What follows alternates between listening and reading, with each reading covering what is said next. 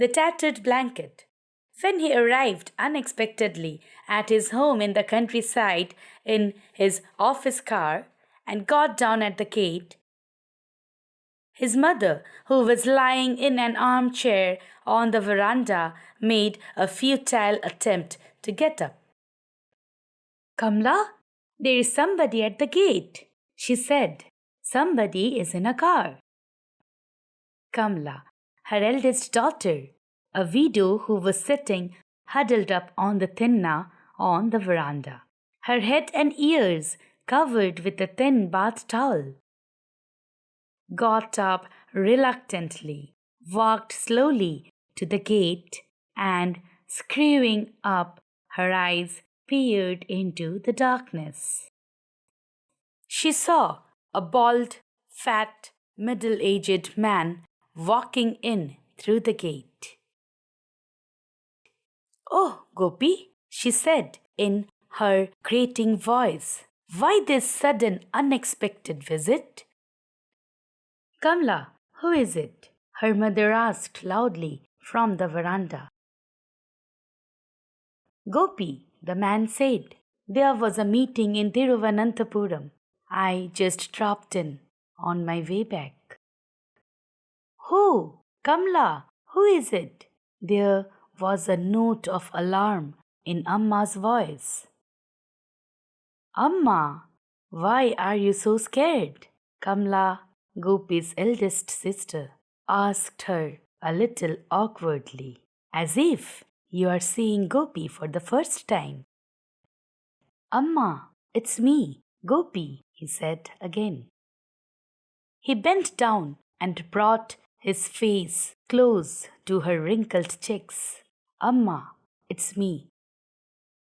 "Gopi, Kamla, I can't believe it. Has his school closed for vacation?" "Amma is often like this these days. She doesn't recognize anybody," Gopi's sister explained. "But sometimes her memory is quite sharp. Then she asks me if you have sent any letter. I tell her everything is fine with you, Vimla, and the kids. What is the point of telling her that you haven't written for a year? Poor thing. I wouldn't dream of making her unhappy. I got a promotion last year. After that, I am always on my toes, and there are tours quite often. I don't get any time to write letters." "Why don't you ask Vimla to write, or doesn't she get any time too?" "What are you mumbling over there?" Amma said loudly. "I heard somebody coming in a car. Who is it?" "I told you it's Gopi." "But Gopi is in Delhi, isn't he?" "Yes, Amma, it's me. I have come from Delhi." "Who did Gopi marry?" Amma said, suddenly lowering her voice. "I mean, what is his wife's name?" "Don't say you have forgotten her name, too. Don't you remember? Vimala, District Collector Nambiar's eldest daughter?" Gopi's sister said. "Oh, I forgot the name. Was there a letter from Gopi today?" "There was. He writes every day." "I am terribly upset if I don't get a letter from him every day." "He knows it. That's why he writes every day." "Look at the way she talks." Gopi's sister turned to him. "Just as I told you, you know nothing about what's going on here, do you?" "Who is that?" Amma said again. "Who is that in a car?" "It's me," Gopi said. "I had to come to Thiruvananthapuram. I thought I should drop in to see you, Amma." "Who is your Amma? What is her name? Where does she live? Is it far from here?" "No, it is quite near," Gopi's sister said to him exasperatedly. "I don't know how I can bring back her memory.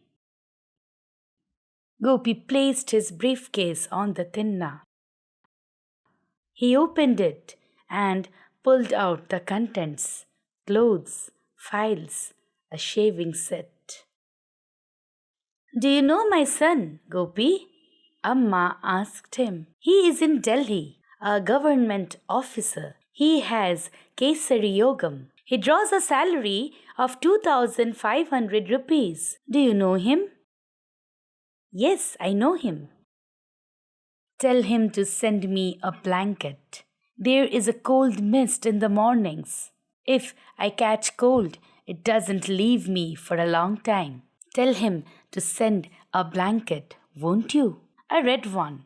I had a blanket, the one he brought for me when he was studying in Madras. It is all tattered now, just a ball of knotted yarn. Tell him to send me a red blanket, will you? I will tell him, he nodded. Please don't forget to tell him the mist is not good for me. I think I will stretch myself out for a bit. I have been sitting here too long in the armchair. I have a pain in the neck. Gopi's sister put Amma to bed and came back to the veranda. You didn't come to see Amma, did you? Delhi is too expensive. You know, I have 4 children to look after now. I can't make both ends meet with my salary, and one has to keep up one's status. It will be a great help if I can raise some money by selling my share of the family property. I came to talk it over with you. You will sell your land and go away with the money. I know you won't come here any more after that. Don't say that. I will come when I get time. Your time? He saw the irritation on his sister's face. It took you more than 5 years to find time to come here. Amma is 83 now. I don't think she will pull on much longer. It took you so long to visit her after the last time. But Amma can't remember who I am, he said, smiling feebly. But do you remember, Amma?